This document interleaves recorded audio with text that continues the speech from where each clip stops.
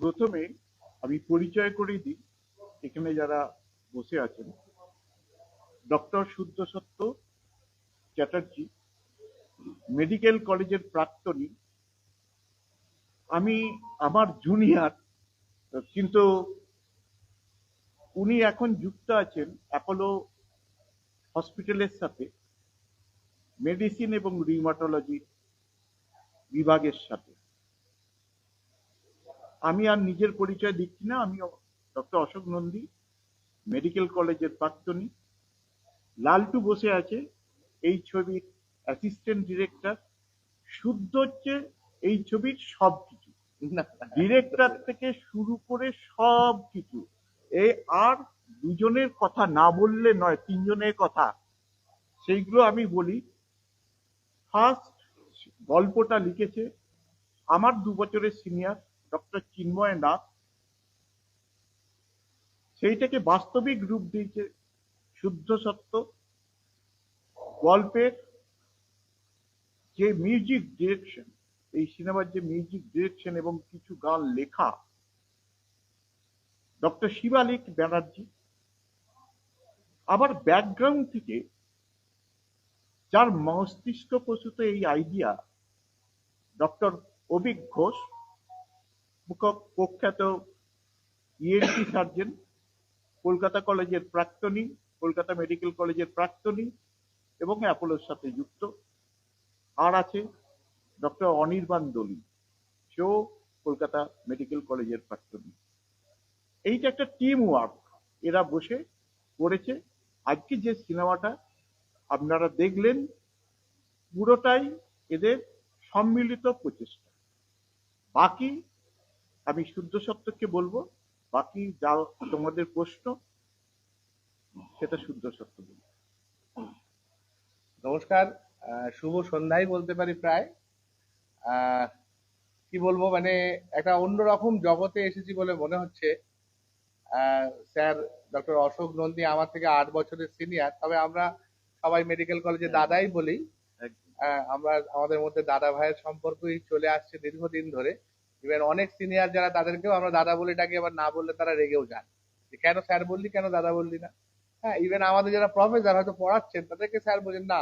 দেখ, তুই যখন ক্লাসে বলছিস তখন তুই আমাকে স্যার বলছিস, কিন্তু যখন রিউনিয়নে আসছিস তখন আমি কিন্তু তো দাদা।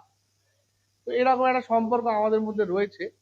তো 190 বছর যখন হলো আমাদের, মানে 1835 সালে আমাদের মেডিকেল কলেজ এশিয়ার প্রথম মেডিকেল কলেজ হিসেবে জন্ম যখন হলো, 190 বছর, জাস্ট আজ থেকে 2 বছর আগে 2024-এ, সেই সময় স্থির করা হলো যে এই যে আমাদের গল্পগুলো, ছোট একটা গল্প বললাম আপনাকে, তো সেরকম আমাদের গল্প কোনো সিনেমা সেভাবে বলে উঠতে পারেনি।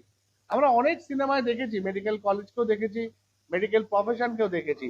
যেমন ধরুন সপ্তপদী, সাগরিকা, আর হাটে বাজারে, হালে হয়েছে ডক্টর জি, তারপর ধরুন মুন্না ভাই এমবিবিএস, অনেক সিনেমাতে দেখা হয়েছে। কিন্তু আমাদের লাইফটা, আমাদের যে মেডিকেল কলেজের যে ছাত্র জীবন, যে হোস্টেল লাইফ, যে মেডিকেল কলেজের মধ্যে পড়ানো, যে অ্যাটমসফিয়ার, এইগুলো কোনো সিনেমা খুব একটা দেখিয়েছে বলে আমাদের মনে হয়নি। আর সিরিয়ালের কথা ছেড়েই দিন, সেখানে যা হয় আপনারা আমাদের ভালো জানেন, সেগুলো নিয়ে কিছু বলতে চাই না। হয় ডাক্তার ভগবান, নয় ডাক্তার শয়তান, মাঝামাঝি কিছু আর দেখতে পারি না আমরা। তো আমরা যে মানুষ, এটাই কেউ কোনোদিন বলে না আমাদের। তো আমাদের এই প্রচেষ্টাটা ছিল দুটো, একটা হচ্ছে আমাদের গল্প আমরাই বলবো, শুনবেন আপনারা, যার জন্য এখানে 100 জন যারা অভিনয় করেছেন এবং যিনি কনসেপ্ট মেকার, এই যে গোটা জিনিসটা বললাম, অ্যাকচুয়ালি এটা আমার কথা না, এটা হচ্ছে ডক্টর অভিক ঘোষের কথা। দেখবেন যে আগের যেদিনকে 30শে জানুয়ারি সিনেমাটা প্রথম রিলিজ হয় কলকাতায়, এই কথাগুলো সব ওই বলেছে। মানে আমি ঠুকে যাচ্ছি আর কি ওর কথা, যেহেতু আসেনি, বলতে পারেন এটা অভিকেরই কথা। হ্যাঁ, তো অভিক ঘোষ এই কনসেপ্টটা পুরো তৈরি করেছেন, ওর মাথায় এরকম বুদ্ধি আসতে থাকে। হ্যাঁ, আর সারাক্ষণ এগুলো আমাদের ঘাড়ে ফেলে দেয়। 97 সাল থেকে আমি ওকে চিনি, জ্বালিয়ে পুড়িয়ে খেয়ে দিল, বুঝলেন তো।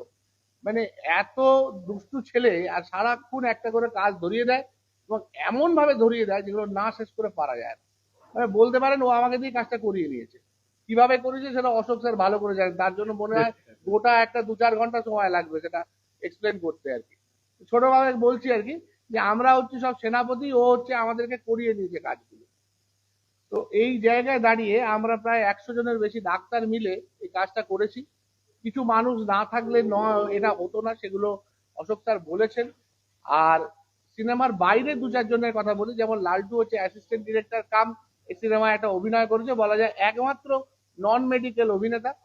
তার সাথে শুক্লা ঘোষের কথা আমি বিশেষ করে বলবো, যার শেষ গানটি মানে সিনেমার শেষে যে গানটি ব্যবহার হয়েছে রবীন্দ্রসঙ্গীত। শুক্লা ঘোষ হচ্ছেন, যদিও আমাদের সেভাবে ডাক্তার নন, কিন্তু উনি হচ্ছেন ডাক্তার ঘরণী। ওনার শ্বশুর মশাই ডাক্তার, ওনার স্বামী ডাক্তার, আর ওনার ছেলে মানে ডক্টর অভিক ঘোষ, এই যে সবকিছুর কথা বললাম তাই তিনি ডাক্তার। মানে এই তিনজন ডাক্তারের সাথে উনি ঘর করে চলেছেন এখন। তো সেই কারণে শুক্লা ঘোষ যিনি আমাদের কাকিমা, ওনার গানটা শুনবেন।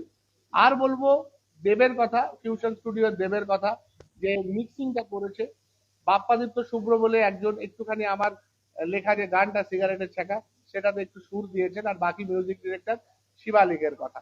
তার সাথে যারা বাইরে কালার করেছেন, করেছেন কিছু নন মেডিকেল পার্সন, তাদের আমি বিশেষ করে ধন্যবাদ জানাতে চাই।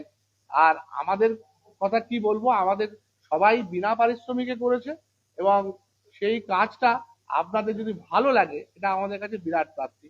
এখানে দুটো শো, অশোক স্যারকে কি বলে ধন্যবাদ জানাবো জানি না, হ্যাঁ, এবং এই গোসাই গোটা পরিবারকে, হ্যাঁ, গোসাই পরবের যে ব্যাপারটা এখানে দীর্ঘদিন চলে আসছে, এবং এত বড় একটা অর্গানাইজেশন সংস্থা, আর আজকে 21শে ফেব্রুয়ারির যে এইরকম একটা প্রোগ্রাম ভাষা দিবসে ওরা অ্যারেঞ্জ করেছেন, তার জন্য মানে আমি কি বলবো, আমার মানে কৃতজ্ঞতা এবং অনেক অনেক ধন্যবাদ, এবং কি বলবো অভিনন্দন, প্রণাম সবই বলতে চাই।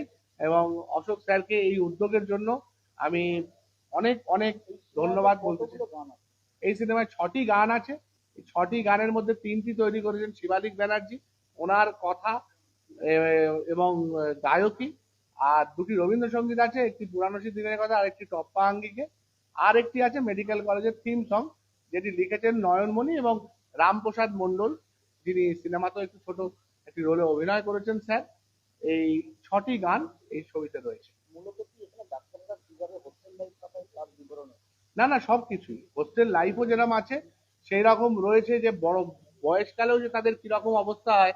সবাই ভাবে আমরা বোধহয় মার্সিডিজ স্টোরি আসি, মার্সিডিজ স্টোরি যাই, কিন্তু এর মাঝখানে যে কত ছেলে আছে যারা এই আরামবাগের মতো জায়গা থেকে কলকাতায় গিয়ে পৌঁছেছে মেডিকেল কলেজে, এবং প্রথম তারা হয়তো কলকাতায় প্রথম পাড়ি দিল মেডিকেল কলেজে ঢুকে, এরকম বাড়ি আছে। কিছু বাড়ি এমন আছে যারা, হ্যাঁ, যারা মানে কি বলবো তাদের মানে পয়সাও বাড়ি থেকে সেরকম দিত না, ওখানে টিউশন করে করে তাদের পড়াশোনার খরচা চালিয়েছে, এবং নিজের বই নেই, হোস্টেলের সিনিয়রদের কাছে ধার করে পড়েছে। কি লাইফ থেকে কি লাইফে তারা গেছে, এই যে জীবনটা মানে একদম বাস্তব, এবং মানে একদম অন্তর্মহলের জীবন, মানে অ্যানাটমি ডিসেকশন হল, লেকচার থিয়েটার, যে জিনিস কোনোদিন কোনো সিনেমায় দেখানো হয়েছে বলে জানা নেই। আর পৃথিবীর ইতিহাসে কোনোদিন এটা হয়নি যে 100টা ডাক্তার মিলে একটা সিনেমা তৈরি করেছে, সেখানে কোনো কোস্টার নেই। এই ভাবনা চিন্তাটা প্রথমত আমার নয়, এবং এই ভাবনা চিন্তাটা পুরো মেডিকেল কলেজের ভাবনা চিন্তা, এবং যার একদম কি বলবো বীজ পোঁতা জল দেওয়ার কাজ করেছেন ডক্টর অভিক ঘোষ। ইনি পেশায় ইএনটি চিকিৎসক, হ্যাঁ অ্যাপোলোতেই কাজ করেন, এবং ইনি মেডিকেল কলেজের একটা এক্স স্টুডেন্ট অ্যাসোসিয়েশনের একটা ইম্পর্টেন্ট চরিত্র বলা যায়, এবং ওনার মাথা প্রসূত হয়ে, যেমন স্যারও একটা ইম্পর্টেন্ট চরিত্র এক্স স্টুডেন্ট অ্যাসোসিয়েশনে। হ্যাঁ, আমি বরং নই, আমি বরং এইসবের মধ্যে খুব একটা থাকি না। হ্যাঁ, তো সেই দিক থেকে গল্পটা এটা কি অরিজিনাল গল্প নাকি একটা, না গোটা জিনিসটা বানানো, কিন্তু এর মধ্যে যারা ক্যারেক্টার গুলো রয়েছে দেখবেন এরা প্রত্যেকেই কিন্তু অন্য নামে অন্য ভাবে কিন্তু আমাদের জীবনে এসছে। মানে এটা প্রায় 50 বছরের লোকজন এতে অভিনয় করেছে, মানে 79 ইয়ার্স হচ্ছে মমতা সঙ্গমিতা, যিনি আমার পিসির চরিত্রে অভিনয় করেছেন, এখন তার বয়স 81 বছর। আর যে সবচেয়ে ছোট তার বয়স হচ্ছে 22, তার এখন সবে সে পাস করে বেরিয়েছে, যে ওই বলছিল যে স্বর্ণময়ীতে একটা প্রায় এই এত বড় পিরিয়ডের বিভিন্ন টানাপোড়েন কিন্তু সিনেমার মধ্যে একটা কথা বলে দিই ওর কোশ্চেনের অ্যান্সার, যে এটা কল্পনাপ্রসূত না বাস্তব। এখানে যে সিনেমায় যা যা দেখানো হয়েছে এখানে এক লাইনও জল মেশানো নেই। এই চরিত্রের হয়তো অন্য নাম হয়েছে, কিন্তু প্রত্যেকটা বাস্তব ঘটনায় ঘটেছিল মেডিকেল কলেজ। এক কথায় বলতে গেলে সত্য ঘটনা অবলম্বনে। সিনেমাটি এখনো পর্যন্ত কলকাতা এবং বর্ধমানে ক্রিস্টি প্লাজা এই দুটো জায়গায় আমরা কলকাতার চালাতে হলগুলো পেরেছি। বলে দিন। কলকাতার হলের মধ্যে 4টি হলে আমরা শুরু করেছিলাম। একটি হচ্ছে বায়োস্কোপ অ্যাক্সিস মল, একটি হচ্ছে ইলোরা চম্পাহাটি, একটি হচ্ছে পদ্মশ্রী যাদবপুর, আর একটি এই শুক্রবার থেকে শুরু হয়েছে, সেটা হচ্ছে পিভিআর ডায়মন্ড প্লাজা 7:30। আরামবাগের মানুষ এটার বাইরে কিভাবে দেখতে পান তার জন্য আমি আর ডক্টর অশোক নন্দী নিয়মিত কথা বলে চলেছি। এখানে যে হলটি রয়েছে সেই হলটি বা তারকেশ্বরের যদি কোনো হলে আমরা রিলিজ করতে পারি, অন্তত যদি 1 সপ্তাহ 2 সপ্তাহ, এবং আপনাদের ভালোবাসা পেলে আরো বেশি দিন রাখতে পারি, সেটা চেষ্টা করছি। খুব শীঘ্রই আশা করি কিছু সুখবর দিতে পারি। প্রথম দিন মানুষের অসাধারণ সাড়া পেয়েছি। আমাদের দুটো প্রিমিয়ার শো আমরা করেছিলাম সিটি সেন্টার আর সিনেপলিসে, যেখানে সব ডাক্তাররা তাদের পরিবার নিয়ে গেছিলেন।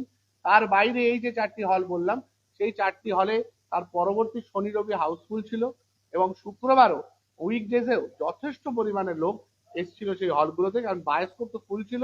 বাকিগুলোতে প্রায় 50% অ্যাবভ অ্যাটেন্ডেন্স ডে 1 থেকেও ছিল। এবং এটুকু বুঝতে পারছেন আজকের দিনে একটা বাংলা ছবি 25 বছর কমপ্লিট করতে, 25 দিন কমপ্লিট করতে চলেছে। মানে আজকে হচ্ছে 22তম দিন, আর দুদিন পরে মানে আগামী সোমবার আমরা 25 ডেজ সেলিব্রেশনে যাচ্ছি, যেটা 30শে জানুয়ারি রিলিজ হয়েছে এবং কলকাতাতে রাখতে পেরেছি।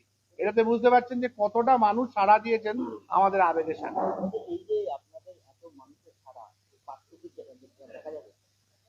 পার্ট 2 লেখালেখির কাজ শুরু হয়েছে, মানে যেখান থেকে এই অনিন্দিতা ভবন তৈরি থেকে আমরা হয়তো একটা কিছু আনার চেষ্টা করে চলেছি। দেখি কতটা সফল হতে পারি। তবে হ্যাঁ, একটু সময় দিতে হবে, কারণ আমাদের এই গোটা জিনিসটা বুঝতে পারছেন তো 2024 থেকে 2026 মোটামুটি 2-2.5 বছর আমাদের একটু সময় দিতে হবে।